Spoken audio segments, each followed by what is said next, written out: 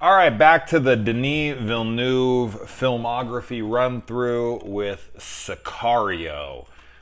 I did actually watch Sicario 2 or Sicario Day of Soldado, I think is how you say that.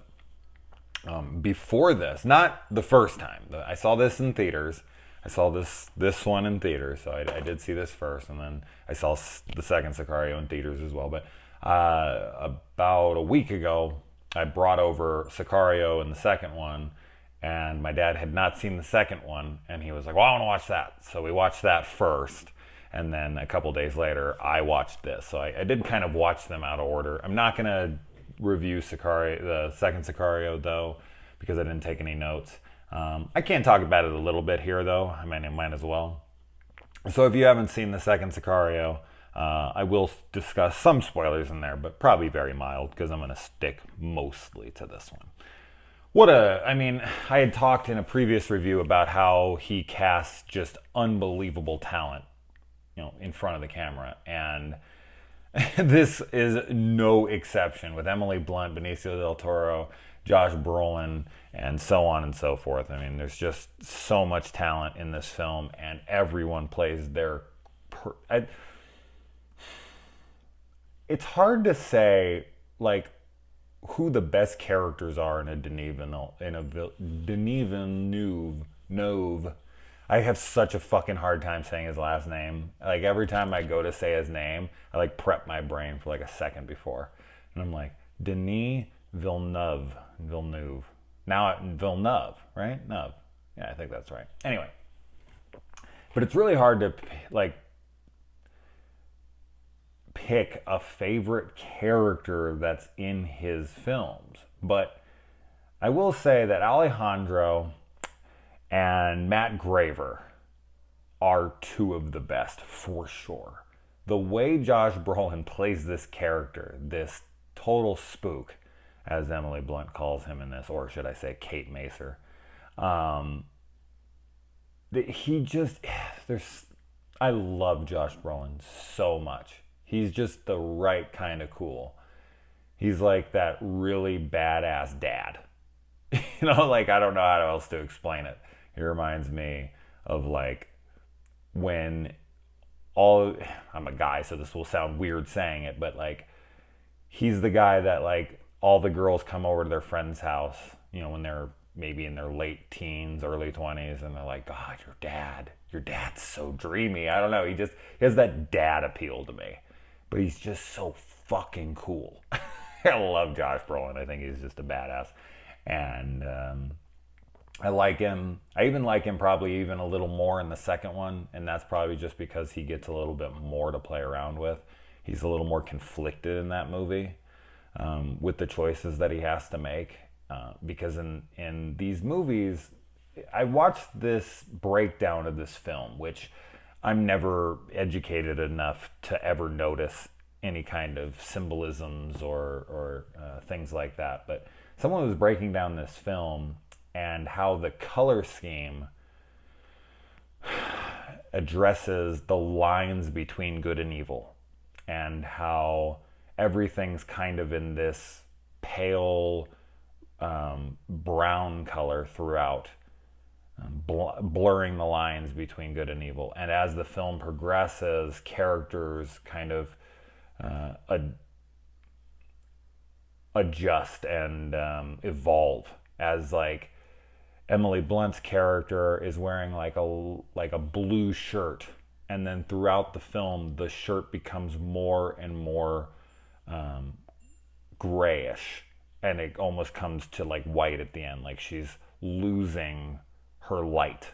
And then like Benicio del Toro, Alejandro and them, they're wearing like these beige colors, and then towards the end they're all in black, like like they're fully on the side of evil once he's unleashed and he takes out these cartels.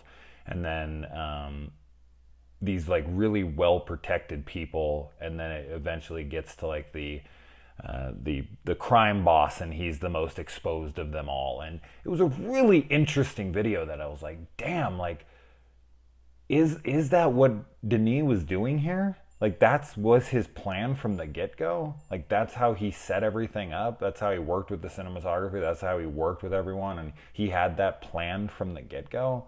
Like he got Taylor Sheridan's script here, and he was like, all right, so the way that I'm going to shoot this is in a mute color palette that's going to adjust accordingly to where the story progresses and the characters' arcs end up.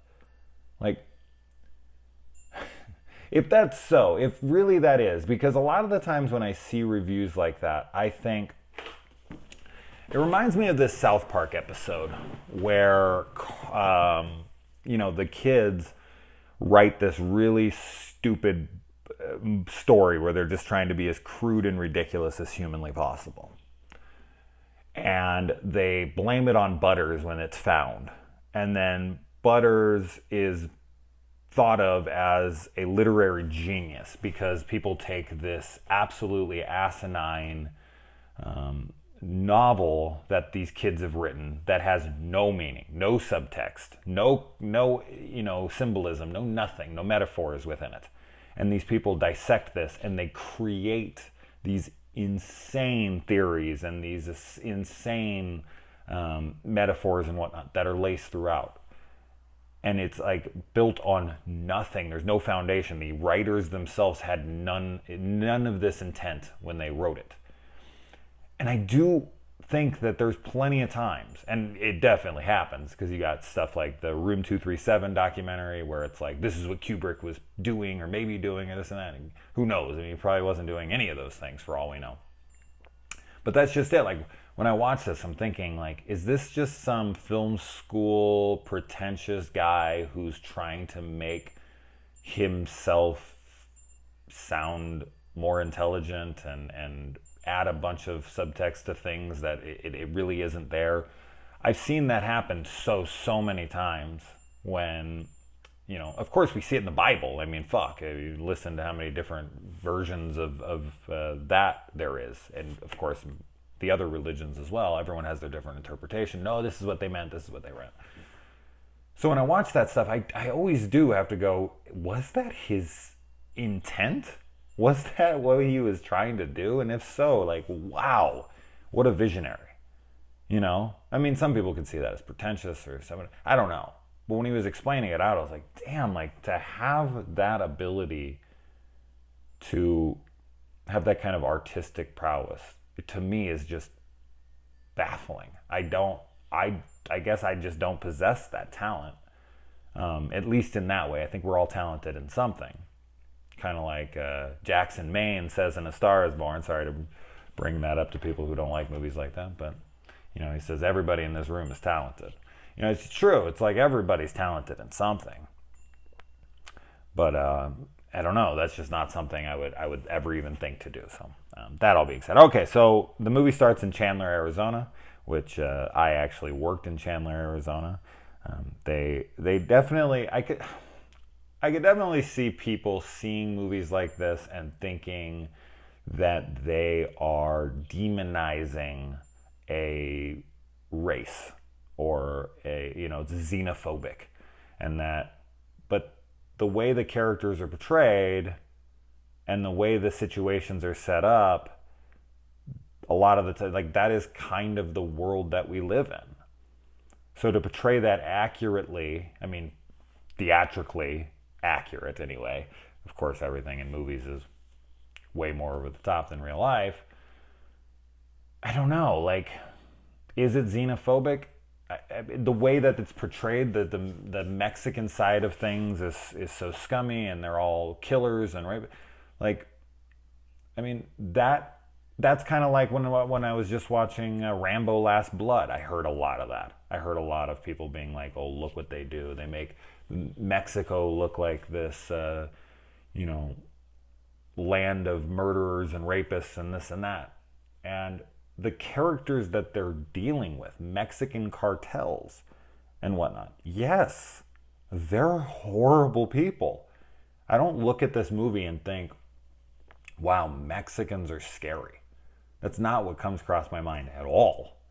Now, some people might get that, but when I watch it, I think, wow, Mexican cartels are horrible people, and this further solidifies my stance on that all drugs should be decriminalized and legalized. Now, that's a whole political, discussion I'm sure a lot of us could fight over, but I believe that wholeheartedly. It would completely eliminate the drug cartels in this country, and I'm not going to get into that. That's way too off of the film, but it is what when I watch this movie, that's all I can think about. I can think about like, wow, we wouldn't have any of this shit. This war on drugs, this whole Mexican cartel, all of this shit wouldn't exist if we stop nothing. We stop nothing by doing this. People are still doing all the drugs that they want to do. The drugs still come through. The Mexican cartels still are a huge enterprise that's still... I don't want to, as I said, I don't want to get too much into that, but when I watch a movie like this, I can't help but think about those things. The bodies in the walls. I want to say that this is definitely his darkest movie. Prisoners would be second, but this is his darkest film. Like this shit plays out straight up like a horror movie. This is a thriller and a horror movie at times. Like when they find the bodies in the walls, and when you see those like decapitated bodies hanging from the bridge, and just the tension, because this movie uses horror movie tension to elevate the thriller aspects of it. And man, is it tense. Like when they bring that guy back across the border, and then there's all the dudes in the cars with the guns, and they get out, and that whole sequence is gut-wrenching tension. It's like, oh my God, could you imagine being in that situation? And Kate's just sitting there like, what the fuck are we doing? Like they're shooting up these Mexican cartel, soldiers. I don't know what the hell to call them, gang bangers. And they're doing this right in front of a bunch of civilians. But what choice did they have in that? I mean, a lot of this is absolutely illegal. I mean, I think all of it is, and that's why they bring her along so she can sign off on all of it. In the end, she finds out that she was just a pawn, that they use her for bait, and then they use her and hold her at gunpoint to sign this. And she's an idealist. In the beginning, she has her convictions, and she has her very strong beliefs, and throughout this, she's, and in the end, should I say, and in the end, she can't stick to her convictions. She can't die for what she believes in.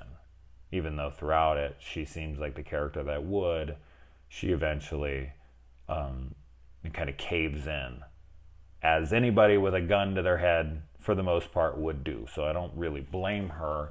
And this is the thing, had they killed her, they would have got what they wanted anyways. So it wasn't much of a choice.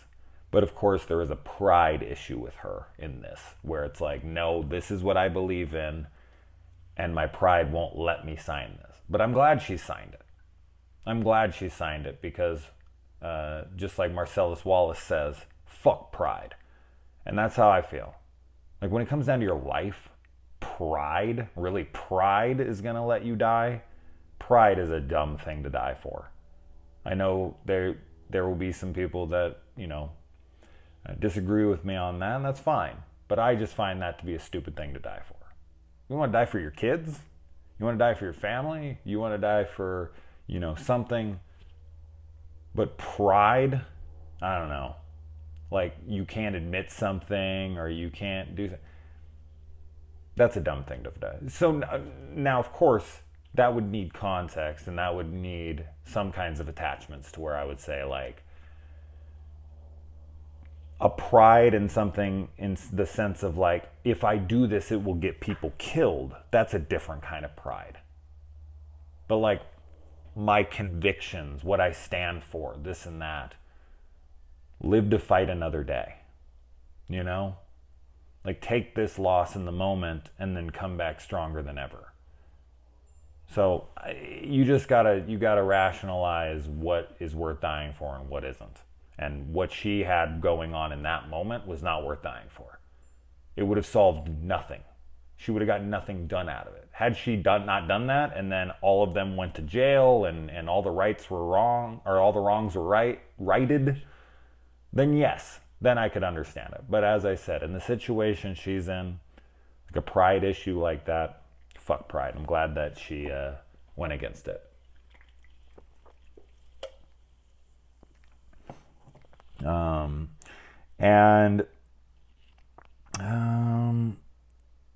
We need to arrest him, and we have no jurisdiction in Mexico. Yeah, This film is all black ops spook shit, and how much of this is real? How much of this kind of stuff actually happens in the world?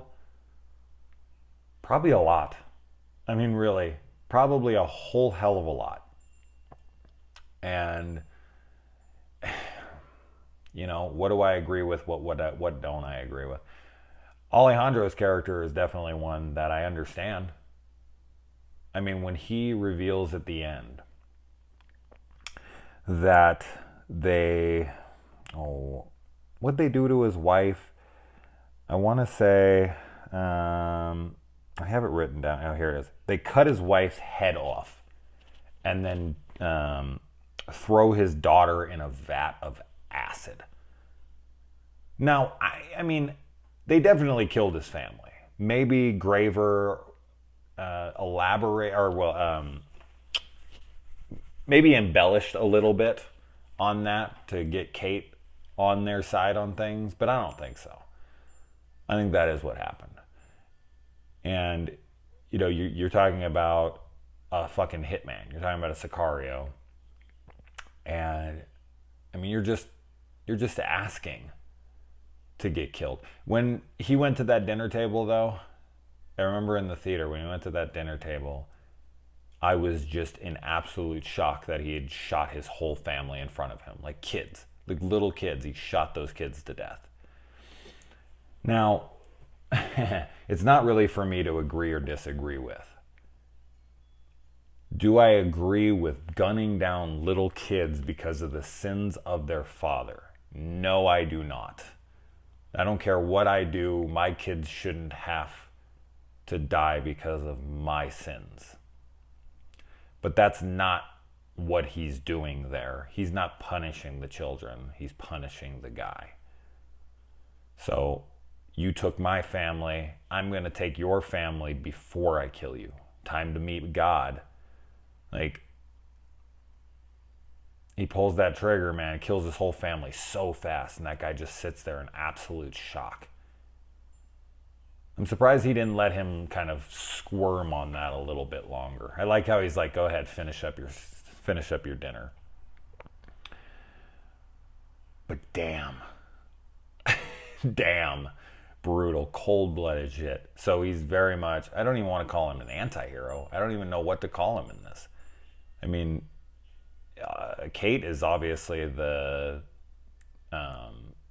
protagonist of the film, but in the second Sicario movie, Alejandro is the anti-hero. He's the one that's protecting the young girl. But here we are, and you rewind, and he's killed 2 little kids. And then in the next movie, he's protecting a little girl. Now, the next movie, it's very unclear on the timeline on that movie. People are like, oh, could it be a prequel? He doesn't have a scar on his face. So I feel like that's pretty strong evidence that it's not a prequel. I had also read that it is a movie that is in an alternate universe.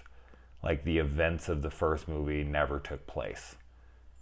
And that second film takes place, like that Taylor Sheridan had written different versions of a script of events, and they actually made the second one off of that script, having completely ignored the events of the first one, which I thought was fascinating. Because I remember there was like hunting people that killed his wife, and I was like, didn't he kill the people that killed his wife and wife and daughter in the first one? Like, I'm confused. So it would actually kind of line up. I don't know. And I'm not really sure why the hell Kate takes off her helmet and switches to a handgun when down in those tunnels. But that tunnel scene is terrifying as well. When Alejandro gives that freaking dude, Joe Barenthal, freaking Shane from The Walking Dead, and of course Frank Castle from the Punisher series, gives him the wet willy from hell, sticks his finger in and just rams it down his ear. Oh my God, that would be so painful. And then the killing of the cop. They set up this character to have some kind of role in the movie later, and then he never really gets a role. He just is kind of cannon fodder. He gets shot to death by Alejandro, and they move on, and we get to see a little bit of it after, because that kid's like playing soccer, and that's how their life is over there. Which of course reminds me of 13 Hours, the Secret Soldiers of Benghazi, when they're like running through the streets shooting, and everyone, like, they're trying to get people to go inside that are outside like watching soccer, and all of them are like, what? Like, we hear gunshots and fights, gunfights in the street every day. This is nothing new to us. Like, fuck off, I'm trying to watch my game. Like, it's just a totally different world over there. Like, we hear a gunshot and everyone's like freaking out and calling the police and, oh my God, what the hell's happening?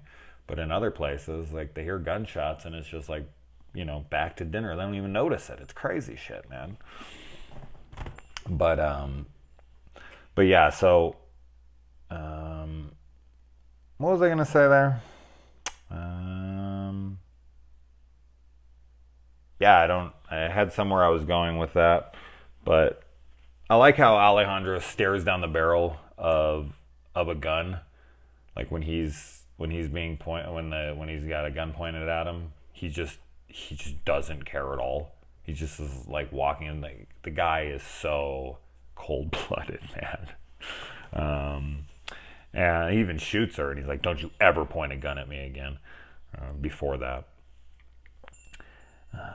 the sunset silhouette scene right before they go into the tunnels, gorgeous. Like when they're all walking in line, it's almost like Fellowship of the Ring in a way. But damn, what a great shot. And yeah, I mean, I can't say good enough about the movie. For the kind of movie that it is, a drug cartel thriller like this, it's masterclass. I mean, it's a near perfect movie. I don't really have any negatives to say about it. Yeah. So I think I'm gonna move on.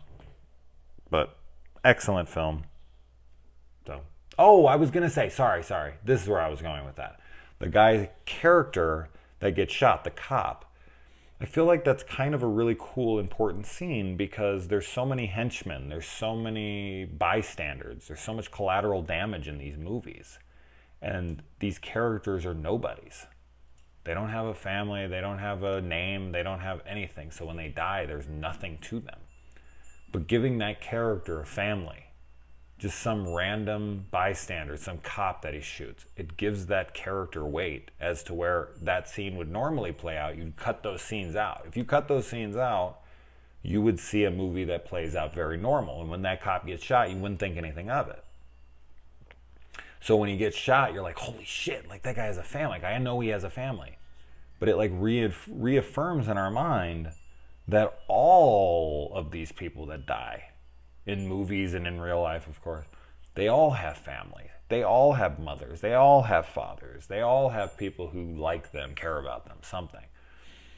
And I just like that there's a character. It kind of reminds me of the deleted scenes from the Austin Powers movie, I think the first one, where they give these like henchmen backstories.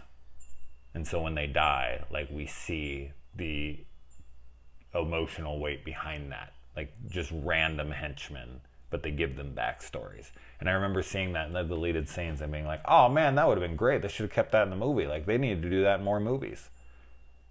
So anyways, all right, let's move on.